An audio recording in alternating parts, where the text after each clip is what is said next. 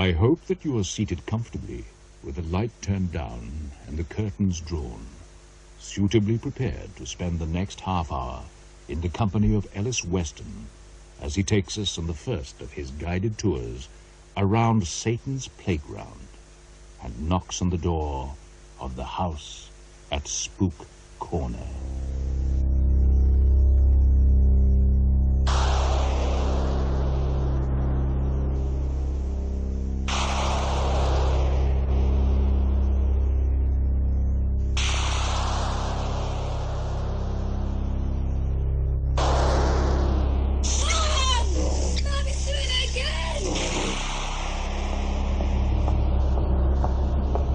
I am standing on the corner of Speke Avenue and Romulus Crescent in South London.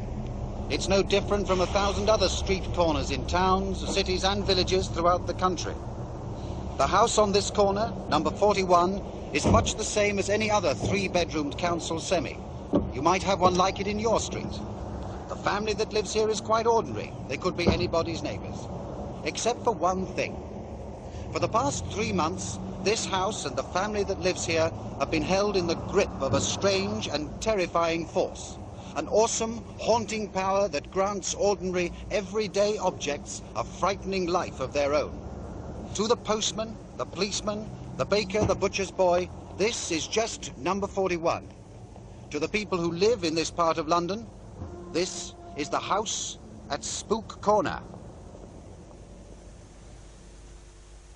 How was that, Justin? You were fine, Ellis, but the atmosphere was a touch too noisy. Sue, go and find something not quite so busy, would you? All right. Try 129, Sue. Thanks, Mike. To save time, I'll record your link into the first interview now, and I'll dub in the rest when I edit tomorrow. Well, fine by me. But can I say something? It's what you're being paid for. Well, I'm just not sure that I like some of the things we're doing. I mean, adding sound effects to pretend I'm out on the street instead of standing here in the studio. Justin? Ellis, how many radio programs have you made in your extensive career? Well? Well, I haven't. Quite.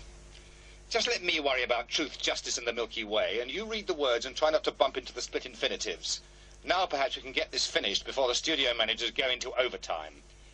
Ellis, go ahead after the green light. Coming up. Now. We present Frank Windsor, Michael Drew and John Abineri in The House on Spook Corner by Bob Couttie. You know, David, I often wondered whether Justin Fawkes wasn't a touch mad. I wouldn't go that far. Well, he never went into a screaming rage, but you could always sense something there. I could always tell when he was getting annoyed or angry, because he'd sort of invent these strange cliches that didn't make sense. Right. Do you know, he once told me that I thought I was the bear's knees, God knows why. But I suppose that we're all haunted in one way or another. Each of us has our own personal incubi. Even rotten old skeptics like you. There's a rather nasty streak in you, for instance. It shows every now and then. Vengeful. Coffee? Did you make it yourself? Yes. No, thanks. I'll get one in the canteen. Vengeful. Yes, David. Vengeful. Puts people's noses out of joint. Makes great radio, mind you. But your library's full of blotted copybooks, isn't it? What do you mean by that? Oh, don't misunderstand me. I think it works rather well, actually. It isn't a criticism. I think you do a very good job presenting Satan's Playground. Much better than I ever did. There's a bite in your scripts that I like. Yes, well, can we talk about the programme? I want to get this last one out of the way and get started on the next series. There's a bit of a problem. I don't see why. It's just a reinvestigation of the Griggs poltergeist case. I've done this sort of thing before. Where's the problem? Why do you want to do it now? Well, for a start, they're pulling down the house in a couple of weeks or so. Since Spook Corner was a classic poltergeist case, it gives it a lot of topicality, almost the end of an era. People still come from all over the world to look at the place. Yes, but that's old hat now. The last programme in this series of Satan's Playground goes out in week 26. That'll be 10 years, almost to the day, since it first started. So why not go back and look at that very first case? Well, I'm not so sure. It's one of the most celebrated poltergeist cases of all time. Yes, we ought but to be mature enough now to put our own work under the microscope. We do it to other people often enough. And it'll be interesting to see what's happened to the family. Something like that must have changed their lives. Listen to this.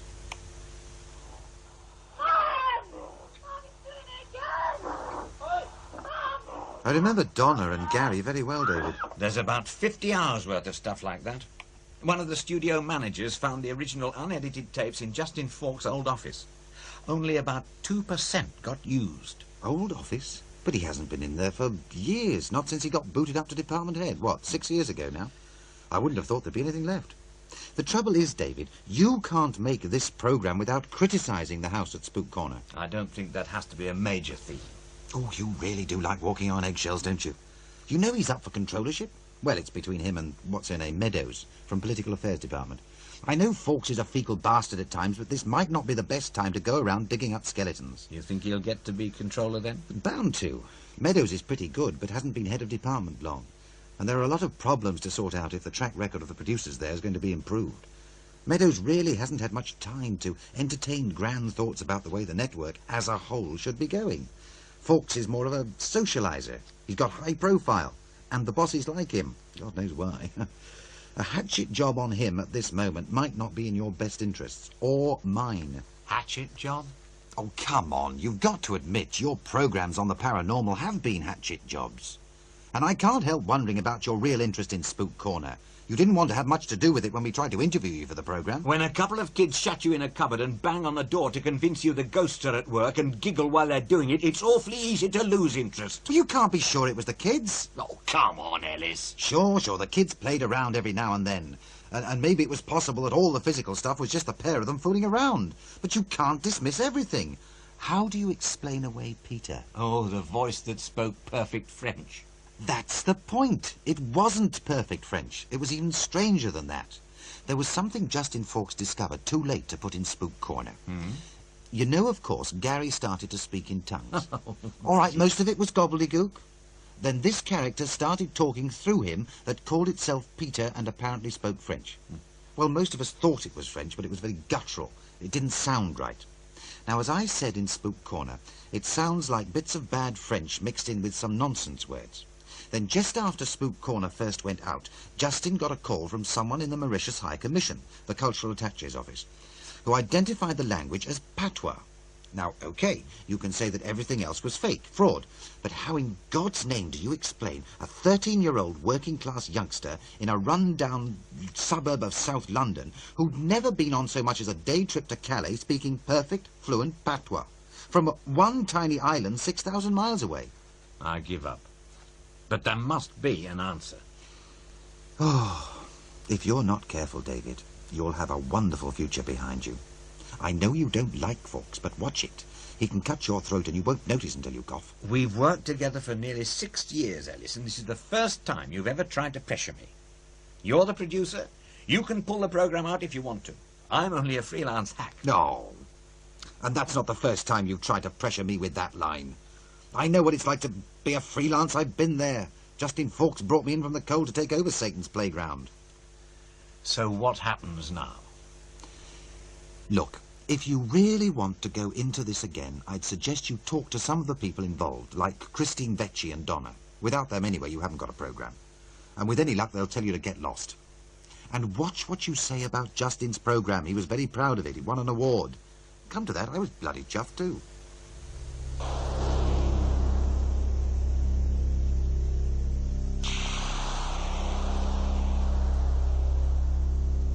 So tell me, Mrs. Briggs, how did it all start? Well, we've always had bangs and things, you know, but you don't take much notice of them, do you? Well, I never did, till the photo exploded. Exploded, you say? I had this picture of me brother on the wall, and it exploded. It just went bang, and there was glass all over. And that professor come round and asked me about it. He looked at the photo and the pieces and said he couldn't explain it. It was only later I remembered. Remembered what? The day the photo exploded was my brother's birthday. That professor was Paul Vecchi, head of the Department of Advanced Biological Systems Research at the Woodman Institute, a privately funded think tank working mainly with NATO governments. Dr. Vecchi and his daughter, Christine, are two of Britain's most respected parapsychologists. They came to Spook Corner at our invitation to give an independent assessment. Did they say what sort of program they're making, Gag? Not really, Christine. On the phone, they just said it was going to be open-minded. The problem with an open mind is that a dreadful load of old rubbish can fall into it. A century ago, poor French children would pick through tips of rubbish to scrape a living. Most times they found nothing. Sometimes they found a piece of detritus they could sell for a handful of sous. But every once in a while, on those very rare occasions, out of the mud and dirt and the muck would come a diamond, a gold ring, a fragment of fortune. We're on our way to pick over a few rags. You can fill me in as we drive. The photograph incident seems promising. What's the family like? Oh, working class, not particularly well educated. The mother's a lapsed Catholic trying to bring up her daughter and stepson on social security. Gary's the father's child from a previous marriage. Got left behind when the father walked out a couple of years ago. I spoke to the local radio producer who first dug up the case. Her name's Joan. She says, well, there's a lot of bitterness there. Not the sort of people to resort to fraud, then. Oh, no. There does seem to be a lot of pent-up emotional energy around. Well, classic conditions, really. And we might be able to get a look in before there's too much contamination by the media. I'll poke my nose around the neighbourhood while you're seeing the family. You know, this would have been right up your mother's street. She always had a soft spot for children. Yes, it would have been. It would have been.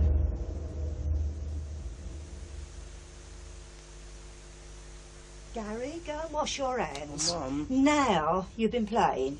Are you a real professor, like in the films, Mr. Vecchi? Well, I'm certainly a real professor. What, with rockets and things? I'm afraid not. I'm a marine biologist. Ah, fish. We got goldfish in the back garden. We've got to put wire over it to keep out the cats. Gary, leave Mr. Vecchi alone. Go wash your hands. You've been playing. They're not very dirty, Just Mum. go and wash. All right. Sorry about that. It's just natural curiosity. He seems a bright boy. Not really, just a show-off. He never gets any good school reports. Just spends all day with his head stuck in a book. Do you know he sometimes locks himself in the loo for hours? Really? Oh, but he don't learn nothing from his teachers. He's always thinking about his inventions. Mind you, it's the teachers' fault, spending their time trying to teach them blacks how to talk proper English. Your bathroom is downstairs. It's the door next to the stairs. You'd think the council had put one in upstairs, wouldn't you? I suppose we're lucky we didn't have a bath at all till a few years ago. And Donna, where is she? In the kitchen, I think. Donna, you in the kitchen? Yes, Mum. Good. You see, children are very mischievous. They get up to little tricks now and then. It's difficult, of course, for them to fool adults. But unless we can be very precise in our observations, then the skeptics will just say that you and your children are simply liars. Pardon? I'm afraid so. We are dealing with forces that frighten people. Psychologically, skeptics simply cannot accept that this sort of experience can be real. They would rather say that you and your children are the greatest psychologists, the greatest magicians in the world, rather than accept that what is happening is real. Fancy a cup of tea? Donna's got the kettle on. It'll only take a minute. Yes, certainly, thank you. What about Christine? Do you think she'd like to come in? Christine is doing her own work at the moment. Oh, hello, Gary. Hello, Mr. Vecchi. I washed my hands, Mum. Right, go and help Donna with the tea. Where's my marbles? In the kitchen drawer where you put 'em. Donna, you see my marbles? No, I ain't. Perhaps you'd like to tell me something about what's been happening here. I hope you won't mind me tape recording it. Oh. I don't write shorthand. No, I don't mind. I suppose it must have been noises first off. We always had noises, even when my old man was here, but these were sort of special. In what way special? It was something like being dragged along, sort of a shush, shush, shush noise. I used to hear it at night, after the kids had gone to bed. Did you ask the children about them? No, I didn't want to frighten them.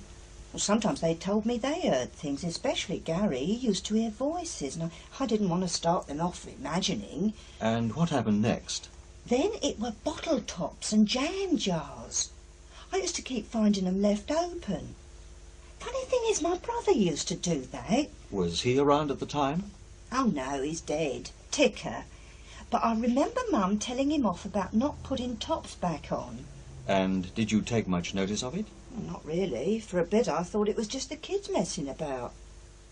Then the photo exploded. Yes, I was going to ask you about that. Well, it shook me, I can tell you. I was sitting here one night with the telly on. The kids was rowing about some programme. Oh, my brother hated arguments. Gary went off to his bedroom in a real huff. And I heard this crash on the other side of the room. And the glass on my brother's photo just sort of exploded. There were bits everywhere. Gary was very angry at the time? Oh, well, he couldn't have done it. He weren't anywhere near it. I wouldn't be too sure about that, Mrs. Griggs.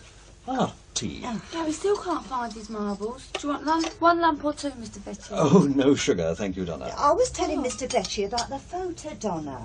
Oh, yeah, that was weird. Yeah, but what was really funny was I only realised after that it was my brother's birthday. How do you think it happened? The problem is, I was not there at the time. Even if there was a quite ordinary explanation, I really am not in a position to give it. But I still got the bits. You can look at them. I will look at them, of course. But unless there is something physically unusual about them, I still will not be in a position to say anything positive, Mrs. Griggs. You'd best call me Annie. What's that saying? There's a coincidence. My wife was Annie. Well, Anne-Marie, actually. She was French. Hang on, I heard something then too. Gary, is that you? What's that, Mum? Did you drop something? I thought it came from the bathroom. Oh. Oh, Mum, I didn't do anything. Oh, no, it's poured all my shampoo in the bath. Let's have a look then, shall we? And all the bubble bath's been poured out too. I'll get a recording of this. We found a bottle of shampoo and a bottle of bubble bath laying on their sides on a shelf above the hand basin in the downstairs bathroom. Nobody was in here at the time they fell over. The bottles are almost empty. It has only been a matter of seconds since we heard them go over, and both liquids are pretty viscous, so they must have come out at some speed. Where are the tops? There they are in the bath. That must have been the noise, them falling in the bath. I believe you're right. In fact, the bath itself is quite a distance away, which confirms what I suspected about unusual force. And Mrs. Griggs and Donna were with me, so it can't have been them playing tricks. And Gary was in the kitchen. He'd never have got past without us seeing. Mr. Betty, the glasses on the sideboard. Oh, not me Christmas glasses. Oh. Oh. No sign of threads. The glasses just seem to leap off the sideboard. Fascinating. Look, Mrs. Griggs, I think I'm going to need some equipment from my laboratory, so I'll come back later, if I may. Don't say I started ringing doorbells now. It's probably Dr. Rowney. I'll get it. Who broke the glasses? Oh, they're all over the floor. It won't be. Hello, Dr. Rowney. Good afternoon, Gary. These gentlemen were coming up the path when I arrived. Hi, Gary. I'm Justin. We've come to make a program about your ghost. Can we come in? Christine, I think we might have a live one. Something happened? Yes, amazingly enough, it did. 2 tops came off bottles in the bathroom and flew for around 5 feet. You saw it happen? Oh, well, I saw the tops, but I heard them first, and there was no chance at all of the children doing it. We need some recording equipment. Right. Video, temperature, humidity and static. What was that delegation I saw going in? Oh, that was Dr. Roney, the family doctor, and some people doing a program about it. I didn't want to get involved, yet. You know what media people are like. I wonder what's going on in there. Anyway, I've spoken to some of the neighbours. Who's that on the path? The path? I can't see anybody. Yes. Can't you see? There, Christine. There.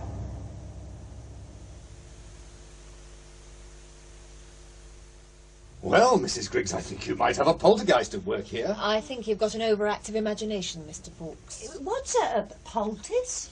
A poltergeist, it's a disembodied spirit that takes over a household, just like this one. Sounds creepy. Oh, they seem to be quite harmless. They just cause a bit of a fuss. Have you ever heard of the Rosenheim case, Gary? No. Well, that managed to dial telephone numbers faster than any human could. They throw things around, they make noises, things like that. Have there been any voices? Don't think so. I can smell burning, Mum. I think I'd better give Gary his examination, Mrs. Griggs, if Mr. Fawkes and his ghosts don't mind. But, Dr. Rowney, you've seen things happen here too, haven't you? Mum, I can smell burning. Shush, Donna, there are people talking. Come on, Gary, we'll go to your bedroom. I don't think this discussion is advisable at the moment, Mr. Fawkes. You'll excuse the mess, won't you, Doctor? Don't worry. What on earth? The light bulb's gone. It hasn't just gone, Mrs. Griggs. It was thrown against this wall. I can still smell burning. Yeah, that's funny. It's not thrown light bulbs before. Some imagination, eh, Doctor? I have work to do, Mr. Fawkes. Gary? Oh, my God, there's smoke in the kitchen. It's coming from that drawer. I'll take a look. Don't want anyone getting hurt. Oh, see, I told you I could smell burning. It's a box of matches. It's still smouldering. Oh, good job we caught that. The old place could have gone up. Not only that, either. Look It's now. not. The box is still smouldering, but the matches haven't lit. That's impossible. The matches aren't even damp. They should have ignited. And look at the paper in this drawer. It's obviously started to burn, but it's gone out. Oh, go and see who's making that row, Gary. Is it a polterist doing this, Mr. Fawkes? Can't see what else it can be. Quick! Please telephone for an ambulance. I think my father's having a heart attack. Have you heard how he is, Mr. Fawkes? I spoke to his daughter on the telephone this evening. He's getting better. Could be out in a couple of days, she says. I wonder what brought it on. I'll have to send him a card. He didn't look well at all when they put him in that ambulance. He was all blue. He's been ill for some time, according to Christine. Ever since his wife died, he's been just hanging on. It's good of you to let us stay here, Mrs. Griggs. I hope the spare room's comfy enough for your friends. They've known worse. Tell me, has anyone seen a ghost in this house, or outside it, maybe on the path? That's something we've never had. I don't think Dr. Roney likes you much. Oh, really? Your friends haven't gone to bed already, have they? Eh? Oh, no, they're night owls. Ellis is setting up cameras in case anything happens, and Joan's just around to look after the recording equipment. Oh, I see. Who's that? That'll be Ellis or Jane, I expect.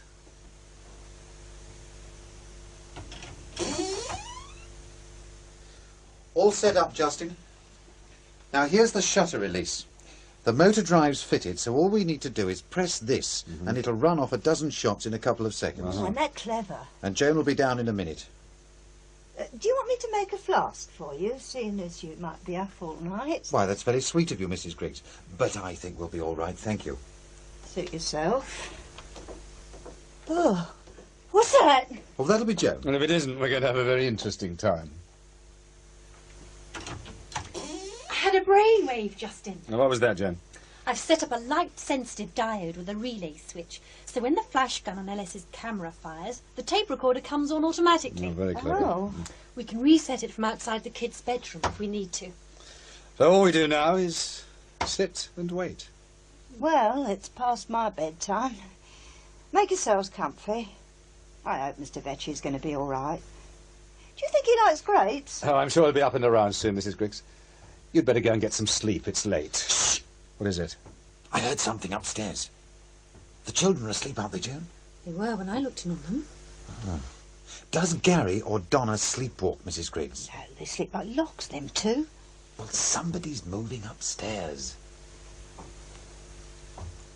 That's on the landing. Shall I go up and look? No. It's moved to the stairs. Perhaps it's one of the kids going to the toilet. They don't come down for that. We got pots up there. And all the damn equipment is upstairs.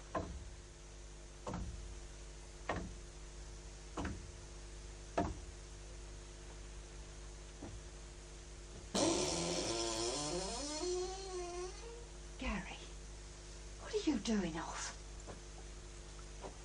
We wondered who on earth it was. You get back to bed this instant. Mrs. Griggs. Go on. Go back to bed. It's long past your bedtime. Mrs. Griggs. There's something wrong. Gary? Gary? Maybe he's just sleepwalking. All the excitement. He's got his eyes open. People do sleepwalk with their eyes open. Yes, but look at those eyes. Gary. He hasn't blinked once. Gary, say something. Shut up, fat bitch. Gary! Get out of this house. Gary, can you hear us? Tu m'emmerdes, gonzesse. Can you say that again? Look, I'll get the tape machine from upstairs. Tu m'emmerdes, queen. Don't sound English. Doesn't sound too polite, either. Ferme, chauve-cul.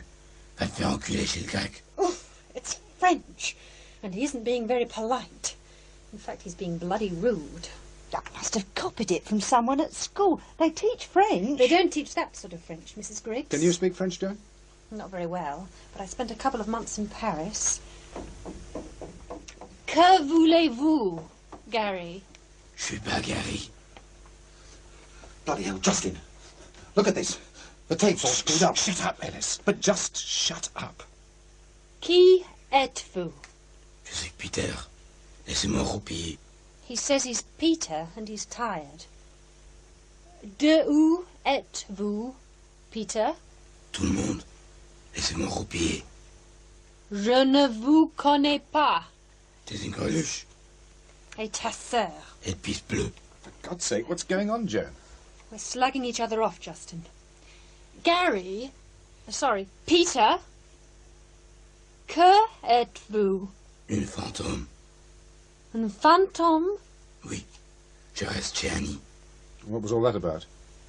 Apart from bad mouthing, he said his name was Peter, and that he was everywhere, I think, and that he was a ghost, and he was staying with Annie. That's my name. He's going back. Hey, shouldn't I call Dr. Roney, eh? We'll give him a couple of minutes to get back to bed. If he looks okay, we'll wait until morning. Do you know if there are any French children at his school? It probably won't matter if there are, Justin. There's no way even a French child would talk like that. It's foul. All the same. Couldn't he have just picked up the words somehow? Oh, it wasn't the words, it was the way he used them. I didn't learn much proper French when I was in Paris, but I did learn to swear, and he was doing it perfectly. When I said, et ta sœur, he said, elle pisse bleue, which is exactly the right response in the right context. Yes. Make a note to ring the school tomorrow, Joan. Ellis, what were you saying earlier? Sorry I snapped at you, but you could see what was going on. Yes. Sounded tremendous. Pity we couldn't get it on tape. When I went to look at the recorder, the tape was all jammed up. Maybe Gary did it. I checked the girl and she was asleep. We heard Gary's movements almost from the moment he got out of bed. He didn't have time to do it. Nobody could have done it. What do we do now? Wait, I suppose, and see what happens.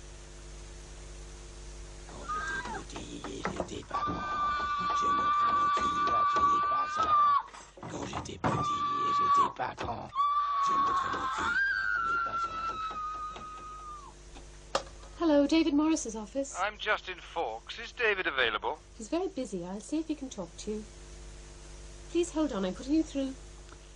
Yes, Mr. Fawkes. What can I do for you? Well, let me explain. I'm producing a new radio series on the paranormal. It's going to be called Satan's Playground. And it's scheduled for the end of June, beginning of July. It's going to be very open-minded, and we're trying to get a spread of opinion. I've read your book on the paranormal, and I'd rather like you to be in the first program. What's the subject? The Griggs poltergeist case.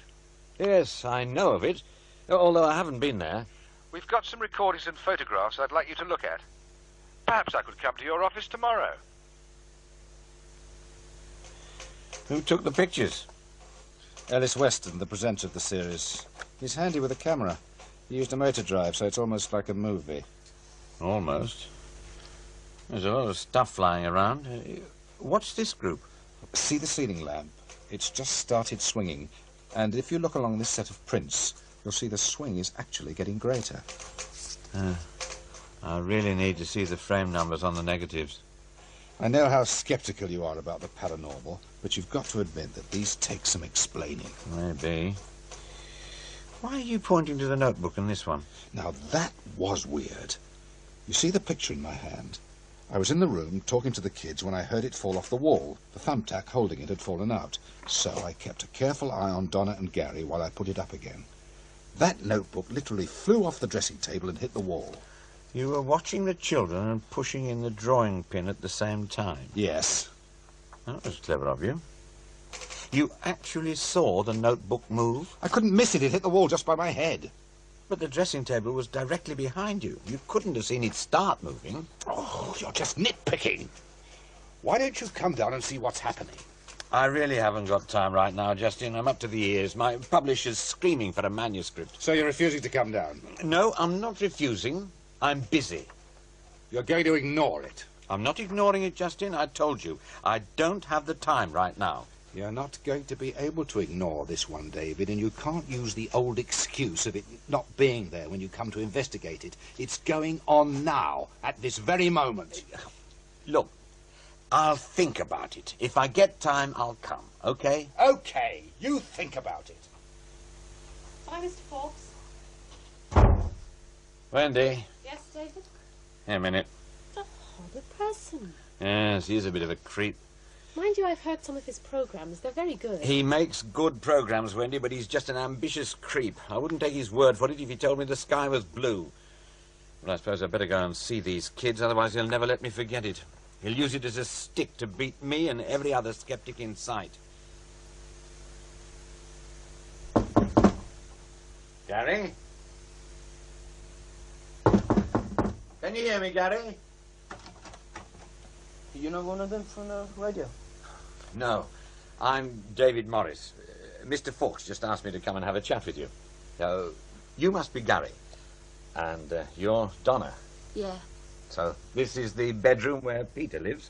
That's right. Where is he? Over there in the corner. Can't see him.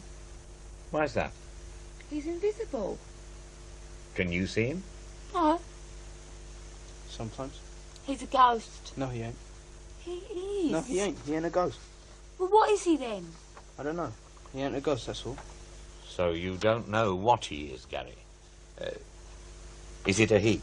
He told us he was coming. Yeah. He's been waiting for you. He wants to see you. Yeah, he wants to see you. Okay, where do I find him? Can I talk to him? He said you had to get in the cupboard. You mean this cupboard over here? Yeah. Looks like a tight fit. All right. What do I do now? He says we've got to close the door. Gary? I got to shut the door. That's fine by me. Piss off. That was Peter. I don't think so. Okay, here I am. What do I do? Hello? Woo! I'm a ghostie! Woo! Bleeding teacher, you bugger. Gary? All right. Playtime's over. I'm coming out now. Gary, don't you dare! Come on, unlock this door. I'm telling Mum of you. Hey, what's going on out there? Open this door now, the fun's over. Right, I'm telling Mum. Come here, slag. Come back here, you two. Open this damn door. Are you there? Damn kids. Smoke. The door's hot. The little bastard set fire to the place. Help! Hey! Let me out! Can anybody hear me? Is anybody there? Oh! For God's sake, let me out of here! God, the whole place could have gone up. David! David! Are you all right? Yes. No thanks to those kids. Probably owe them your life. Gary told us what had happened. Really? Exactly what did he say? He said that they tried to open the door when they saw the smoke and couldn't. Donna got frightened and ran down to get me. That's what they said. Yes? Why? You might wonder how those burning comics got piled up outside the cupboard. Yes, I know. I wonder why Peter did it. Oh, for heaven's sake, Fawkes. You all right, Mr. Morris? Yeah, we were really worried about you. I'm sure. Justin, this one's all yours. Where are you going? David! David, wait a minute! Hey. The new developments here at Spook Corner were truly frightening. Over the 10 days during which Joan, Justin and I camped out in the house each night, the phenomena were coming thick and fast, and apparently more violent. The attack on David Morris suggested a worrying malignancy in whatever strange force was at work. I asked Morris whether he would ever return to the house. Frankly, no. Why is that? I'd prefer not to comment just now. Do you have an explanation? I have, but I really can't go into it, as I think you know. But you wouldn't go back to the house? No.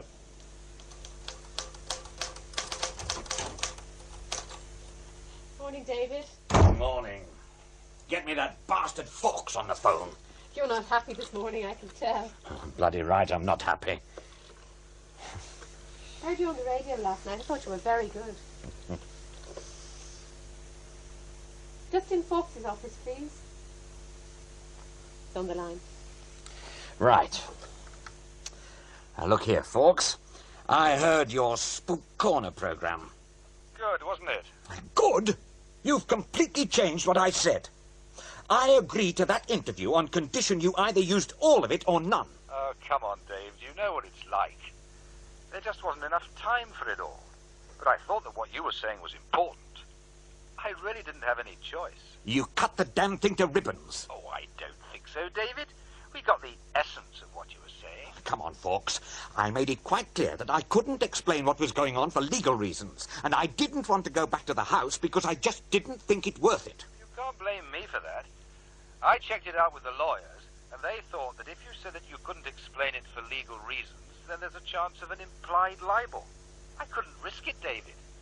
And without that, your comment about it not being worthwhile just didn't make sense. Look, I'm sorry if you're upset about it. Fawkes, don't you ever cross my path again. If you do, I'm going to step on you bloody hard. Bastard. What are you going to do, David? Nothing I can do, Wendy.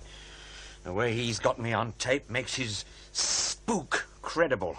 I'm going to look like a prat whatever I do now. I can't win. Well, you could always put Spook Corner in your next book. Expose it. Then it looks like I'm changing my mind, finding some sort of excuse. Anyway, thousands of people must have heard the program. The number of them who'll read a book will be tiny. You can be sure that if I criticize the Spook Corner thing in any way, Fawkes will make sure everyone hears his piece again. It'll be years before I can repair the damage. The little rat ought to be in politics. Working there, he probably is. David Morris's ordeal raised ominous questions. Could a poltergeist hurt, perhaps even kill a human being? Professor Vecchi. All the phenomena that we see here are classic poltergeist manifestations. Objects moving, furniture tipping over, noises, and even materials spontaneously combusting. They're all quite normal, at least as far as any poltergeist effects can be normal. I've been studying the literature on this for, I suppose, 20 years now. And to my knowledge, these are usually mischievous, playful effects, much as an overexcited child might produce. In fact, this childlike sense is actually reinforced by the lack of actual harm to people. Well, physical harm anyway. So we don't really have anything to fear from whatever's causing this? Not really. Apart from the odd scratch or bruise. You've had a lot of experience with this sort of phenomenon, and until now you've not committed yourself on any of the cases you've investigated. In fact, you're better known for your exposure of fakes. How do you rate this case? I would like to say that I have no doubts at all that what is going on in this house is 100% genuine. You have no doubts? No doubts at all. Poltergeists may indeed be harmless. But just hours after recording that interview, Professor Vecchi was dead. I wish that wretched little man hadn't told you about Gary's French trances. You're really not strong enough yet. The hospital told you to rest. I'm perfectly all right. That was a very serious heart attack. I'm not a complete invalid. Oh, why won't you let me check it out first? Because it could stop happening at any moment. All the same. This is the corner here. Yes, I know. And don't worry. Nobody's taken me in for the past 30 years, and I certainly have no intention of becoming a credulous, senile idiot now. I don't know about senile, but you're being a fool. You should still be in hospital. Here's the place. All right, I know. You are touchy today.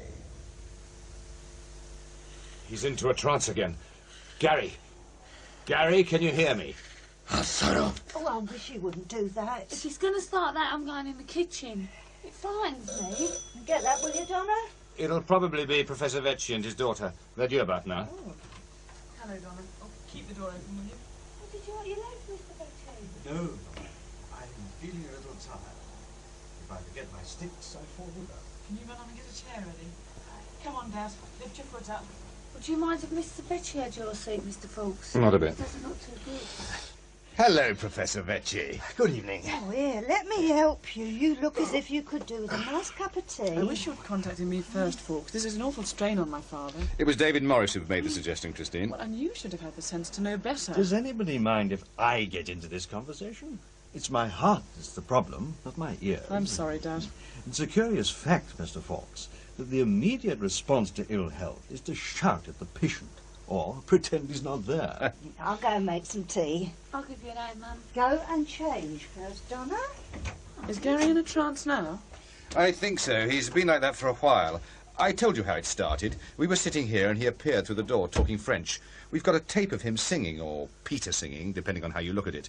You've seen the photographs, of course, with the telephones and the table lamps. Well, my father's looked them over. I can't say I'm impressed. As far as I can see, your photographer pointed the camera, but looked away and only clicked the shutter when the children said she should. That is a very dangerous technique to... What's wrong with the telephone? Well, as far as the phone people can gather, whatever is here is telephoning the speaking clock, and doing it faster than the telephone itself could do it. Are connections actually being made, or is the number just being dialed? Well, does it make a difference? Even if the handset was put down as soon as the dialing was finished, it couldn't be done as fast. Yes, Mr. Fawkes. It does matter. Everything matters. I'll get to you in a minute, Gary. How often has the trance state occurred? 2 or 3 times a day, sometimes as Peter, sometimes as somebody else. We haven't been able to identify him yet. And there's been the singing, of course.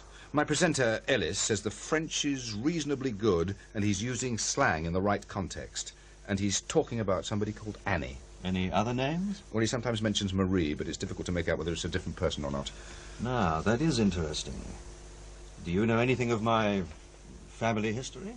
Nothing at all. Christine? No, I haven't discussed it with anybody. It's unlikely that these children would have any details. Good evening, Gary. Je suis pas Gary. Je m'appelle Peter. Can you translate, Christine? Pierre? He says his name's not Gary. No, Peter. He's Peter. Hello, Peter. Bonsoir, monsieur le professeur. He's just saying good evening. Pleased to meet you. Enchanté. We could have got that from anywhere. Ferme ta gueule, putain. He's telling me to shut my mouth. It's a very charming turn of phrase, I understand. He has. You're the first person he hasn't sworn at. That might be a meaningful observation, Fawkes. Peter, est-ce que tu es jeune? Non, vieille, prof. Très, très vieille. He's old. Very old. Mais tu parles comme un jeune homme. Je suis vachement vieille. Tu me files une clope, mec. He's asking for a cigarette. Non, je fume pas. T'as raison. It's certainly not schoolboy French. We know, and his schoolteacher said that his French is pretty bad anyway. Jeanne la salopine. He's calling Joan a slut. Peter doesn't like Joan. I gathered. And his French isn't perfect, which is good. It's more convincing. He'd need to spend some time with a French speaker. There aren't any French people at the school, and this is hardly a cosmopolitan area. Well, not in European terms, anyway. Yes, I'll accept that. I've checked independently. Here's some tea, everybody. Toujours le thé. Les Anglais faire pipi toujours. Always the tea, and the English pee a lot. Oh, still at it, is he? Mum, I'm going round to Brenda's. He gives me the creeps when he's like this. All right, but don't be home late. Annie dit bonsoir. I see. Annie who? Annie says good evening. Anne-Marie. C'est ta femme. Tu connais Anne-Marie, prof? Marianne, you know Aunt Marianne, she's your wife. Sure. Oui, bien sûr. Sans blague, mec. Yes, no jokes. Elle est petite? Non, grande. She's tall. Et ses cheveux? Très blonde, avec un petit nez, comme une souris. Elle est bien roulée, prof. Tall, blonde, small-nosed and pretty. Is it accurate? Oh, yes, it's accurate, all right. Trouble is, it fits everybody who isn't a short, ugly brunette with a long nose. Don't let your tea get cold. Is there something specific you can ask? Tu parles français comme une vache espagnole. Qu'est-ce que tu dis? Tu parles français comme une vache espagnole. Speaks French like a Spanish cow. Well, that doesn't make sense. Well, that's what he said. I think we can go, Christine. Help me up, will you? Yes. What's going on? Why are you leaving now? I have my answer, Mr. Forbes. I'm still not convinced, Dad. I really can't see why he would come up with that specific phrase, Christine. Your mother was always saying that I spoke bad French. She always said, "Tu parles français comme une vache espagnole." It's just too much of a coincidence. Well, I'm not so sure. You in all right? I'm sure now. Anne is here, Christine. She is there. Annie? Annie! Let's go back to the office and talk about it. Okay, Dad? You agree? Dad? Dad! Here's your book, Mr. Fawkes, and thank you. I just hope you enjoyed it, Dr. Rennie. I really hadn't realised just how well documented faith healing was. Oh, I'm sorry if I seem so dismissive. You've changed your mind? Well, yes. Yes, I suppose I have. Because of the book? No, not that by itself. It's Gary. Gary? Well, yes. It's difficult to understand when you're on the outside of somebody's mind.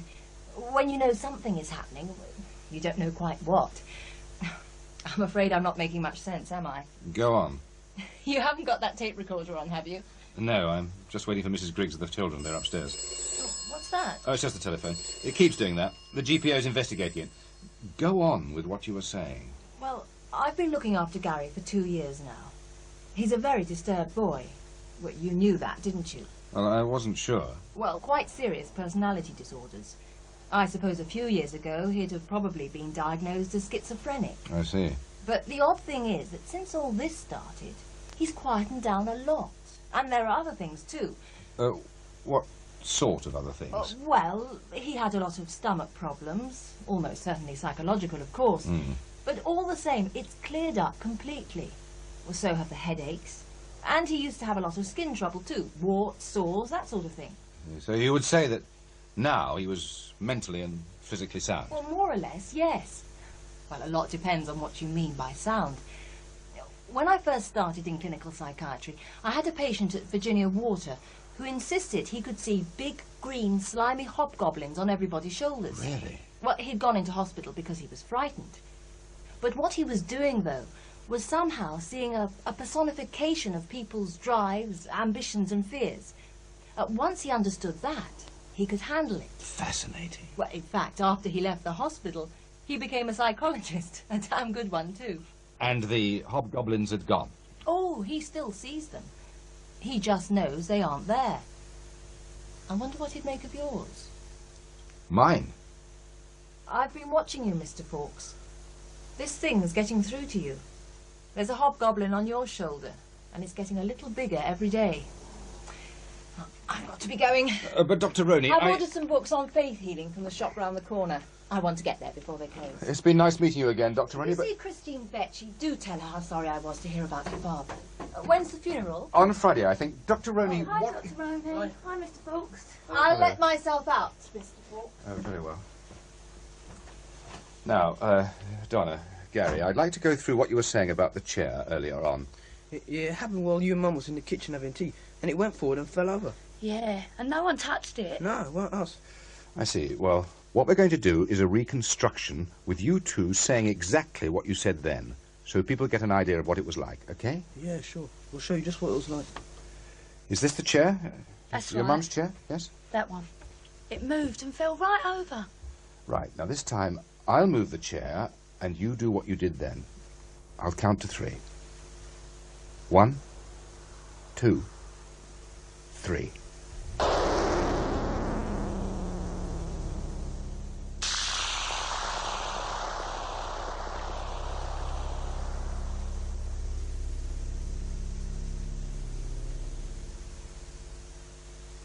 Mr. Morris, my father died 10 years ago. I'm really not sure I want to bring it all up again. I understand that, Miss Vetchy, but I really am trying to get a sensible, objective view of what was going on at Spook Corner. Then surely the man to ask is Justin Fawkes. It was his invention. He invented the poltergeist? You should know. You work at his feet these days. Frankly, I'm surprised. I've read some of your books. I'd have thought you could have found more honest company. I don't really work at Justin's feet. It just happened that when he got promotion, he brought in Ellis Weston to produce. Yes, Weston. He's such a little man. Weston liked my books, asked me to take over the presentation. I agreed, provided I could say what I wanted. Fawkes doesn't actually have much say, really. We don't get on. But you were saying that Fawkes faked the phenomena at the house. Oh, no. The children did that all by themselves. They were very, very good at distracting our attention, working together at little gems of deception. Fawkes's big lie was in what he didn't tell, and the way he put the material oh so carefully together. What about the Mauritian patois? Oh, that was a Justin Fawkes special. I suppose you heard about someone at the Mauritian High Commission saying that Gary was speaking patois. It was in his book about the case. That's right. But he didn't. He spoke bad French. But he did sing a Mauritian children's song. When Gary was 10, there was a black Mauritian boy called Peter at his school. My father and Fawkes only thought to ask if there were any French children there. They didn't think to ask if there were any French speakers. Of course, the two boys swapped rude words. But what about the Spanish cow statement? Gary went to Peter's home once and tried out his French on the boy's mother, who told him he spoke French comme une vache espagnole. It's a bit old-fashioned, but it's a common enough phrase. How do you know all this? Because I checked. There's something else you probably haven't been told.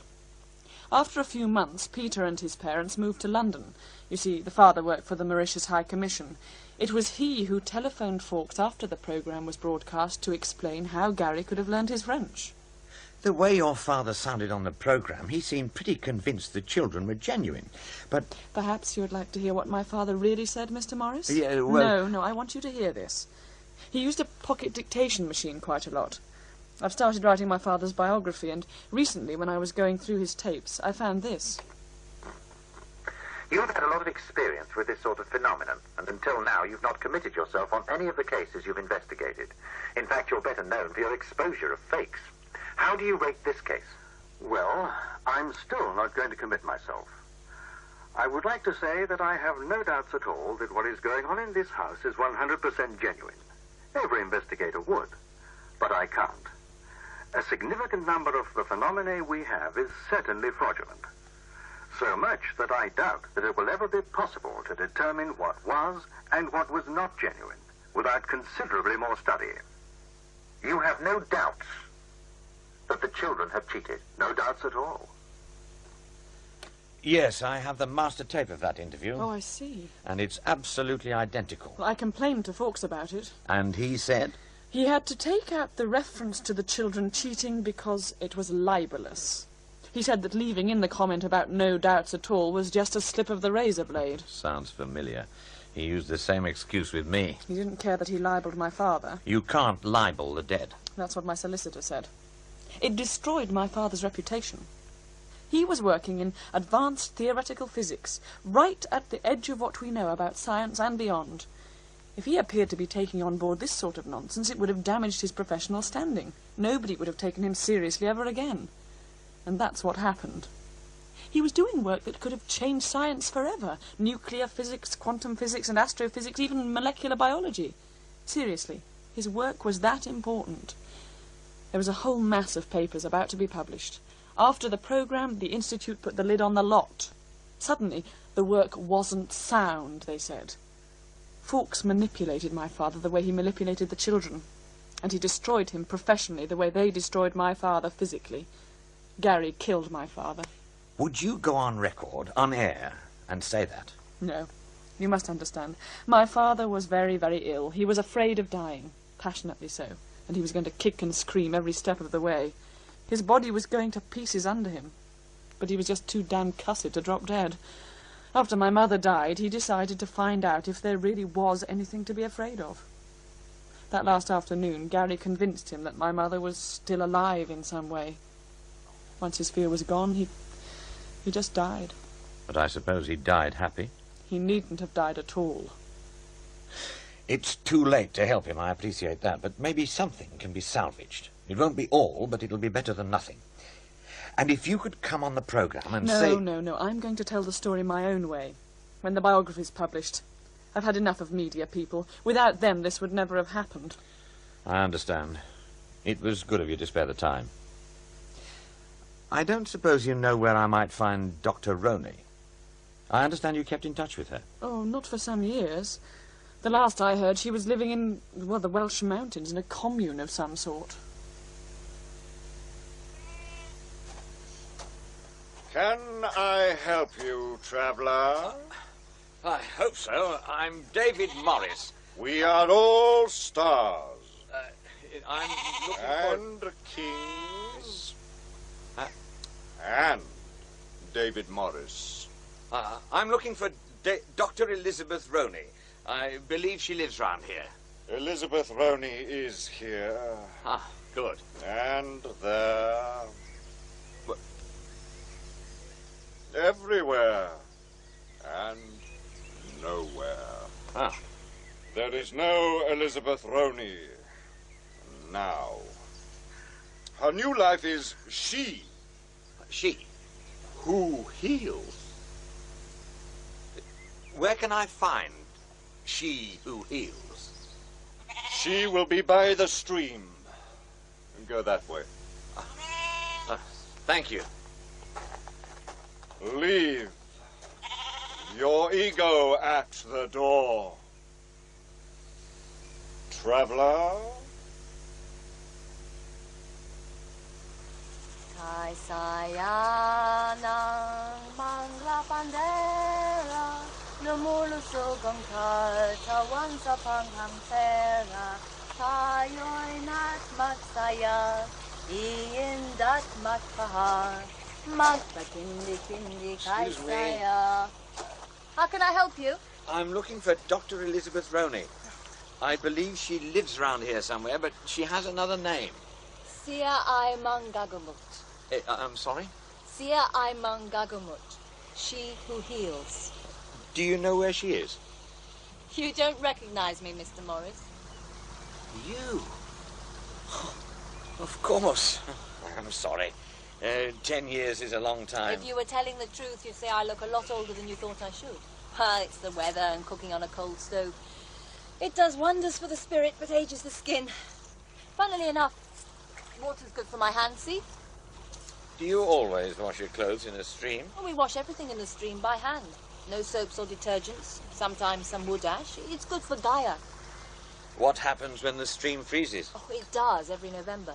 By February, we all get a bit nippy. We know when the spring thaw is coming. They ban us from the post office in the valley. What are you doing up here?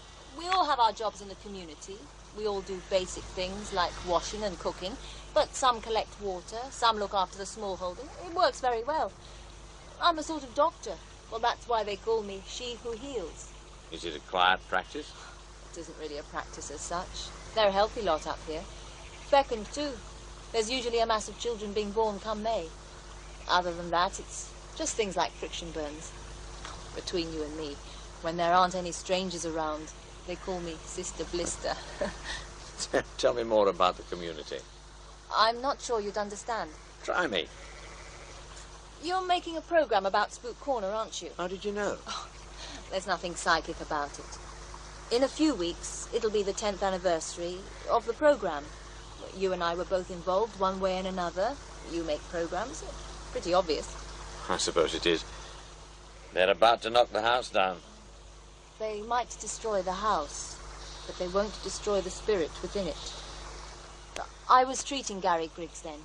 He was a very unhappy child, you know. Well, not just mentally, but physically too. The strange thing is that when things started to happen in the house, he started to improve. Well, at first I didn't take much notice. Then Justin Fawkes gave me some books to read about psychic healing. They seemed pretty nonsensical. But as Gary improved, I just had to look at the whole thing again. I came across the works of Tony Medina, the mystic and psychic surgeon in Baguio. I've seen him in the Philippines. Oh, what did you think? Frankly, he's a fake. Oh, no. I photographed him taking out a growth from somebody's kidney. Turned out to be chicken innards and stage blood. Outside, superficially, it probably was, but he does cure. The outside appearance causes the inner reality. Well, anyway, I went to the Philippines and saw him operating in Baguio up in the mountains. The first time, we went out among the pine trees and talked. Drank coke and ginebra in a sari-sari store. Ate chicharron and went on talking. I went back to his apartment. watched the sun coming up over the South China Sea. We made love. It was... I don't know, there's no English word to describe it. Like a brilliant crystal rainbow exploding quietly inside. He called it Bayaya na Bakahari. I see. And from then on I shared his food, his bed, his life. You don't speak Ilocano, of course. Rizal said, Angwig Asiang Kaluwa ang Bayan. Language is the soul of the nation. There's an awful lot I can't explain. You make him sound like a cross between Jesus Christ and Casanova. He was a man, an ordinary man. There was nothing very special about him. In fact, I think he used to feel quite proud of having a plural girlfriend. It was all part of the paradox. He even spent Sunday afternoons losing money at cockfights. Mine mostly. But you say he had a special power. Oh no, the power wasn't his. It was God who did the curing, and Tony could only act as his vessel if he was in a state of grace. Oh, yes. Tony taught me a lot. And after he died, I decided to come here and set up the Medina community, to carry on his work of healing and to train other people. We live and pray and study. But that's all there is to it. Sometimes people come to us for healing, sometimes we go to them. Spook Corner really did change your life, didn't it? Would you say it was for the better? Who knows? Perhaps it would all have happened without the program. But God's usually pretty spry at bypassing the obstacles we try to put in his way. But you had a promising career. You were very respected. And you gave all that up. I gave up nothing. I had nothing. But Tony showed me that. What about all the kids you were helping? God will provide. That's his job. Talking of kids, what did you reckon on Gary and Donna? You saw a lot of them. And they really were a pair of crooks, weren't they? Really? Oh, yes, they were manipulating everybody in sight, and you can't blame them. They had a pretty rotten life with Gary's father walking out like that, leaving him behind. They just wanted attention, and you lot certainly gave it to them. So you do know it wasn't genuine? Oh, that isn't quite what I said. I know the children weren't genuine, but the spirit was. Just because a couple of kids were fooling about, it doesn't mean you have to invest the whole thing with some great mystic significance. I'm afraid I wouldn't be much use for your program. Have you spoken to Gary or Donna? Oh, not yet. I'm supposed to be seeing Donna the day after tomorrow. Give them my love. They never had very much given to them. Your Welsh jaunt, David, has put me right over my budget, and you still haven't got a programme. That's not true. I'm sorry. I'm not happy with the way it's working out. You haven't actually got anybody to talk on tape. No, but Christine Vecchi and Elizabeth Rowney have given sworn statements. You can't hear sworn statements. Surely we could get actors in to read their words. And none of it is about Spook Corner. It's all about Justin Fawkes. It's all too personal. If we don't do Spook Corner now, we may never be able to do it. You know perfectly well the house is being demolished soon and the Griggs are being moved. By the time the next series comes, it'll be too late. So we don't do it. There's still that recorded programme on psychic detectives. But we always go out with a bang, something that'll stick in the listener's memory and bring them into the next series. Something strong. I cannot allow a character assassination of our next programme controller, especially when it isn't a very good programme anyway. You're sure he's going to be the next controller? Well, I can't see Meadows getting it. David, is Spook Corner that important? Yes. If you'd seen Christine Vecchi and Elizabeth Rowney, you'd know it was. Oh, who have you still to talk to? I'm seeing Donna Griggs tomorrow. Okay, I'll come with you. Then, well, we'll see. Hang on, I'm coming. Yes? Miss Griggs, I'm David Morris. I spoke to you on the telephone yesterday. I think you know Alice Weston. Hello, Donna. Oh, yeah, I remember. I wanted to talk to you about you and your brother 10 years ago. So you said. You weren't sure whether or not you wanted to talk about it anymore. No, I weren't. Well? Well, what? Oh, can we come in? Well, I suppose so. All right, come in. But not for long. My mum will be back in half an hour, and I don't want you here then. I don't want her getting excited. Is your mother ill? Sort of. scared of night. Ever since it's happened, she's gone all religious. Goes to mass twice a day. She spends all her money going to that medium, Marie Forey, trying to talk to Gary. Gary? Yeah, Gary's dead. Would you like a cup of tea? No, thanks. Oh, please yourself. What happened to Gary? He got his head blown off in a shootout with some paddies at Crossmaglen a couple of years ago. Oh, I am sorry. Well, I don't think he was. Sit down. Thank you. He didn't want to get shot, surely? No. We got a letter after from his commanding officer saying how Gary had been a good bloke and did his job well and all that, you know. Gary would have liked that. Why? Well, nobody ever said he was a good bloke before. He was my stepbrother, you know. But Mum never took much notice of him. Neither did his dad. His dad walked out in the end. Couldn't stand always being second fiddle to Mum and her family. Gary wasn't so lucky. Did she ever show you his poetry?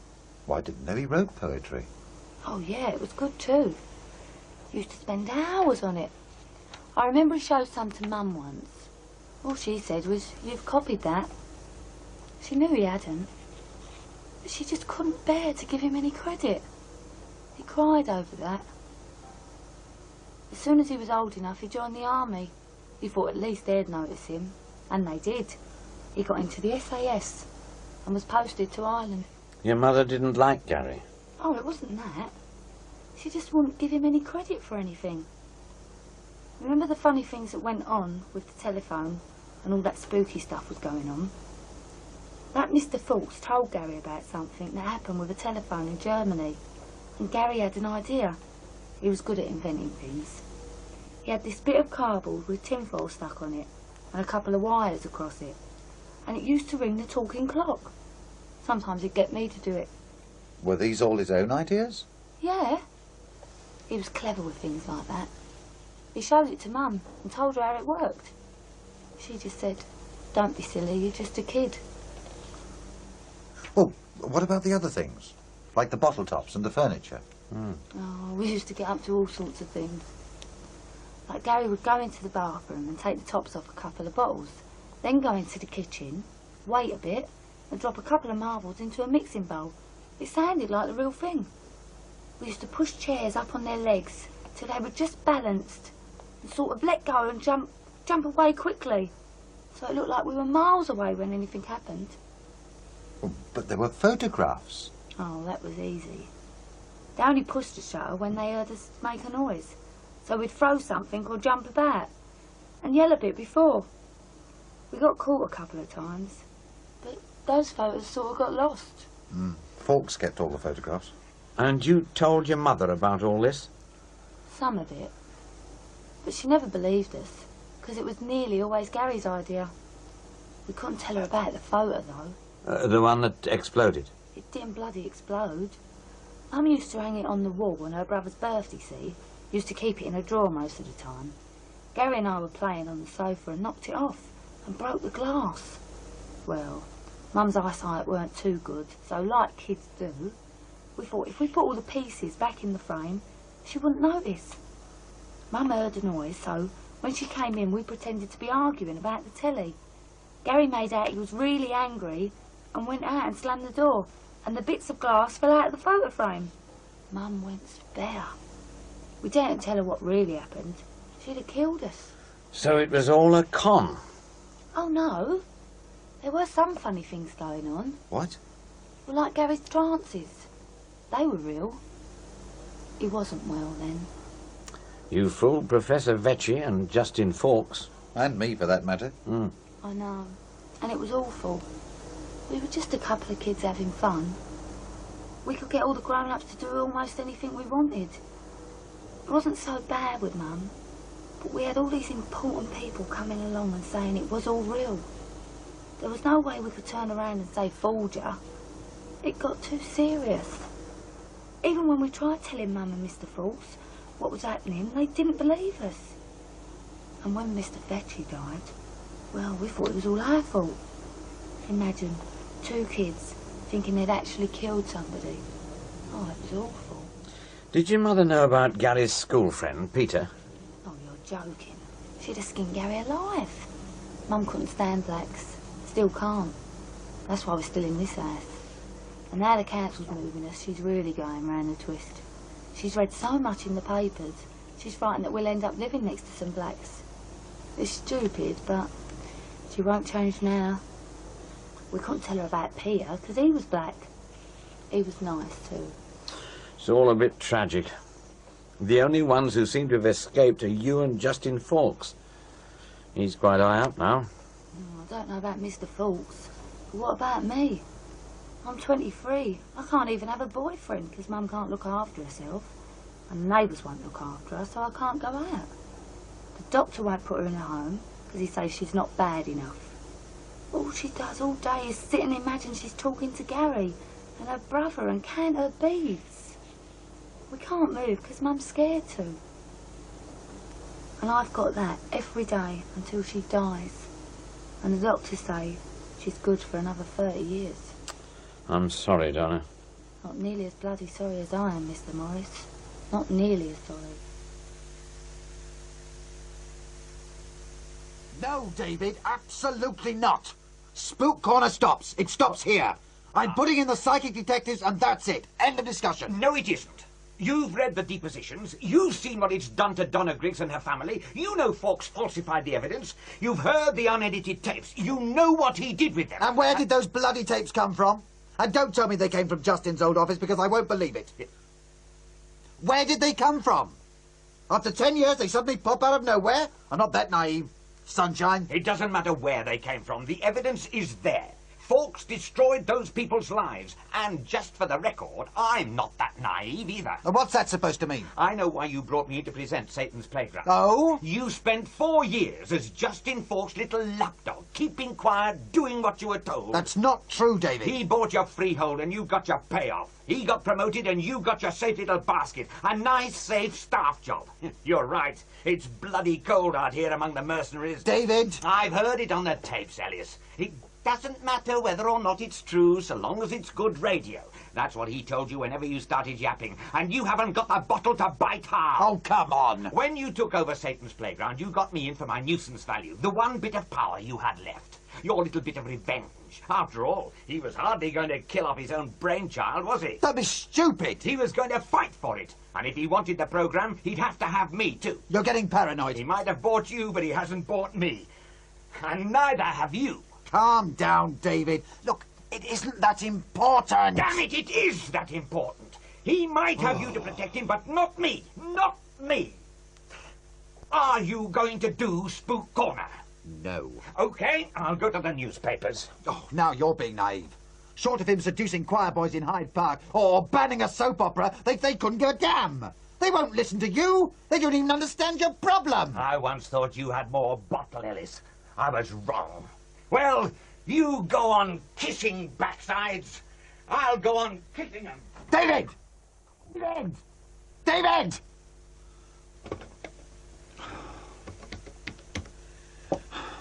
Yes, I'd like to have a word with Justin Fawkes, please. Yes, I'll wait, thank you. That's everything, Alice. The psychic detective tape is on machine 3. This is the first time Satan's Playground's gone out live, isn't it? Yes, it is. Special circumstances. I've spliced the inserts together in order. The Veggie tape's on machine 2. I've done my best with it, but it's still pretty ropey. So long as we can hear what he's saying, it'll be okay. Wendy, any sign of Justin Fawkes? Not yet. I've tried his office again, but he's not there. His secretary doesn't know where he is. It's coming up to time, David. I'll get into the studio. If Fawkes condescends to appear, shoot him in straight away. Ready, studio? Ready. Let's monitor network for our cue. And that's followed at 11:15 by the Financial World Tonight. I was held up, I'm afraid. Thank goodness you're here. Go straight in, Justin. Now, David Morris investigates Satan's Playground. Justin Fawkes is here, David.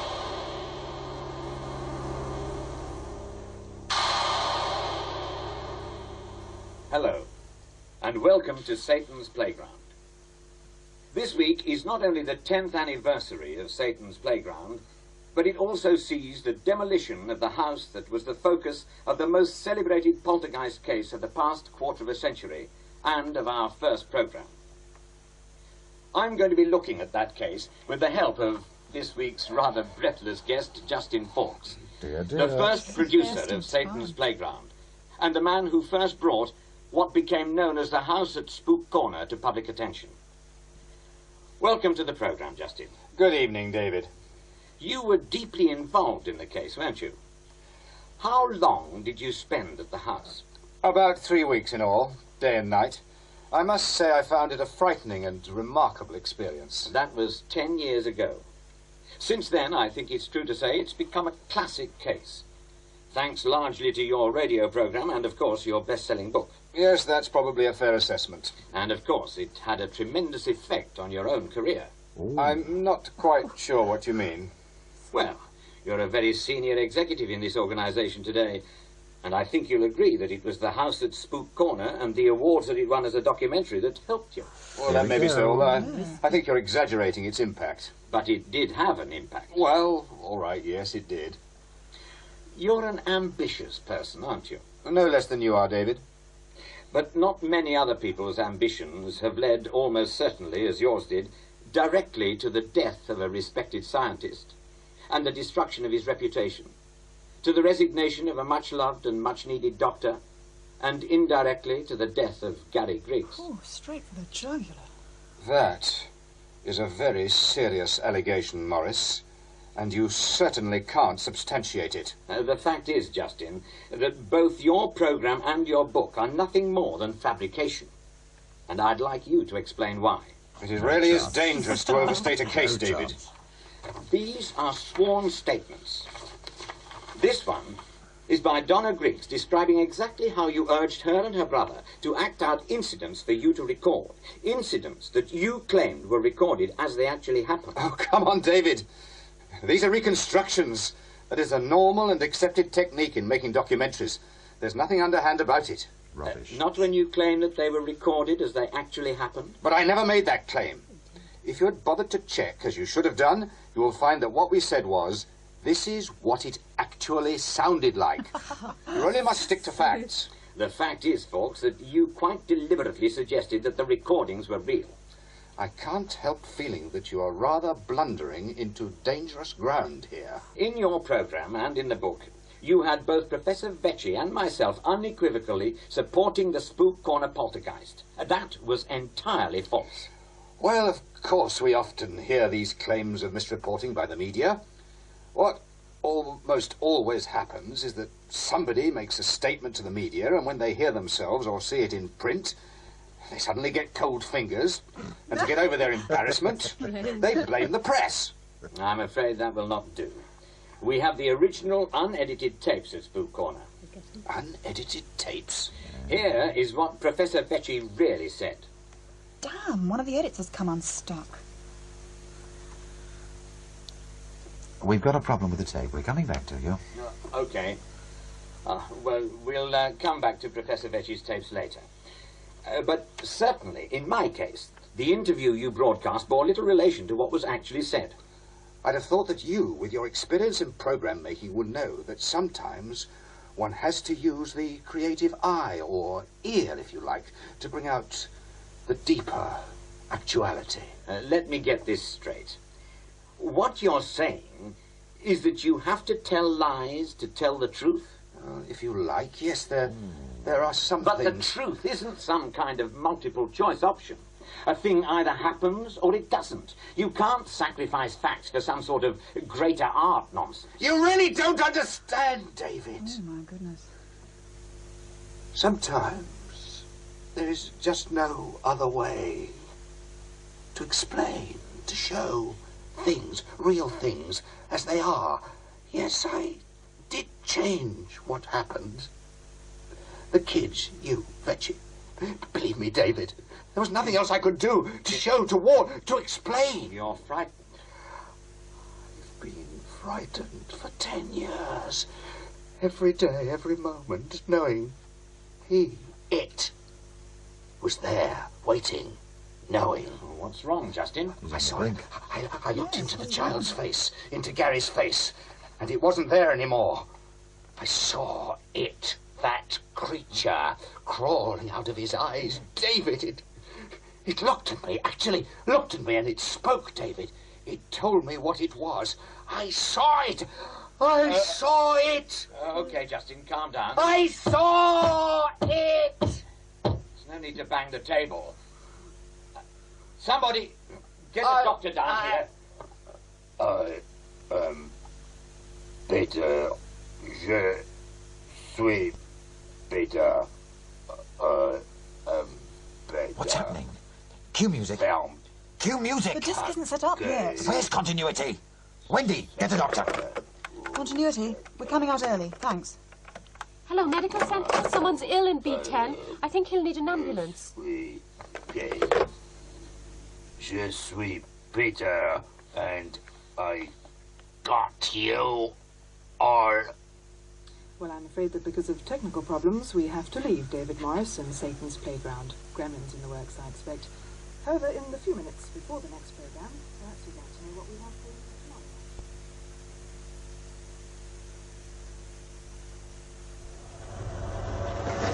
tomorrow. There she goes, David. The end of an era, I suppose. The end of House at Spook Corner. About time, too. You'd swallowed enough victims. Yes. Gary, his mother, Donna, Professor Vecchi and his daughter, Dr. Roney. You, me. Oh, and Justin Fawkes. Oh, hell, I didn't want to demolish him. I just wanted to chip off a few corners. He's certainly out of circulation for a long time. The doctor let me take a look at him. It's like one of the last shots in Psycho. Some comedians put a sign on Studio B10 saying, Bates Motel. What happened, David? He didn't have a magic circle. I don't understand. Ever studied occult magic? Raising spirits? Oh, no, not my scene. The Hermetic magician makes a magic circle in his laboratory. Then, one by one, in the magic circle, he conjures up each dark corner of his psyche, gives it an identity, a name. With the protection of the circle, he's safe. He can overcome that part of him in a sort of ritual magical combat. Otherwise, it can escape and destroy him. I suppose Spook Corner gave Justin a name for his own personal demon, some nasty, ambitious corner of his mind. And without the magic circle, it possessed him. Sounds a bit glib to me. It's the best I can do. Or maybe with the house being demolished, Peter had nowhere else to go. Oh, yes, you might as well read this. It's from our new controller. Meadows. She didn't take long. No, she didn't. Read it. Irresponsible programming. Should never have happened. Severe reprimand. That's quite a slap on the wrist. More like a major amputation. Read further on. I should advise you that the situation regarding future series of Satan's Playground will be reviewed in the light of these events. Like I said, the end of an era. I can't see them letting the series go on. Oh, don't worry. Give it a bit of time. Under a different name, different format. I'm not so sure. You sound confident. Meadows owes me a favour. The unedited tapes? You worked that out?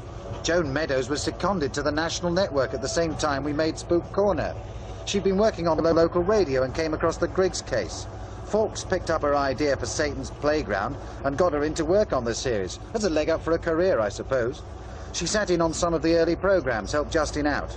I remember Peter didn't like her very much. Apart from me and Justin, she was the only other person with access to the unedited material. Well done. Well, it didn't take Sherlock Holmes to work it out. You're a duplicitous bastard, David. We've all got our hobgoblins, Ellis. You, me, and Joan Meadows. And what's yours? Mine's a smile. A big, fat beast of a thing. Whose? It was something that happened a long time before I joined Satan's Playground. Joan Meadows invited me onto her local radio show to take on some third-rate hack who'd published one of those credulous potboilers about the paranormal you see all over the place. About people with hidden powers, spoon benders, that sort of rubbish. And we had this long argument on air. Live? Yes. Anyway, as we were leaving the studio, he turned on me and said, "Look, David, you know you're right, I know you're right, but you'll never win because those mugs out there will never listen to you. You're on a hiding to nothing." And he smiled, that big triumphant smile. I've seen that same wicked smile on sweet little old ladies pretending to be mediums and using private detectives to get information on their clients. On schoolboys bending spoons when they think nobody's looking. I've seen it on the faces of Filipino psychic surgeons pulling up bits of chicken livers and sending their patients home to die of cancer. That smile that says, nobody will listen. You're on a hiding to nothing. And you wanted to wipe off that smile? Something like that. I suppose you must be feeling a bit happier now. I mean, apart from what happened to Justin. Hell no. Even without what happened to him, there was so much heartache, too much pain. There usually is. That's why people don't want to look too close. Reality is a cold, frightening monster. Most of us are too damn scared to look it in the teeth. Except for you, I suppose. Oh, no, Ellis. Even me.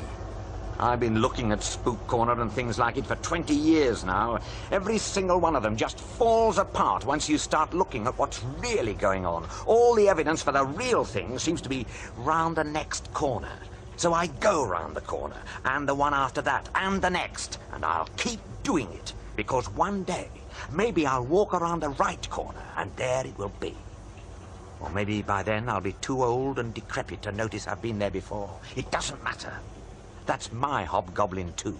The thought that somewhere there's a crack in the mask of the real world, and behind all the warts and pimples and halitosis, there's another sort of reality.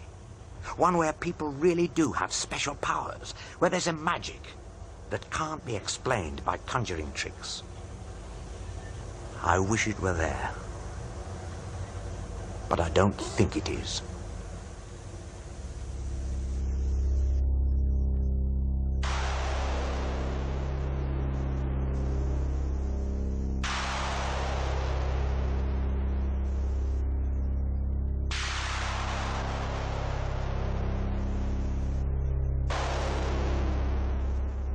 In The House on Spook Corner, the part of David Morris was played by Frank Windsor, Ellis Weston by Michael Drew, and Justin Fawkes by John Abineri.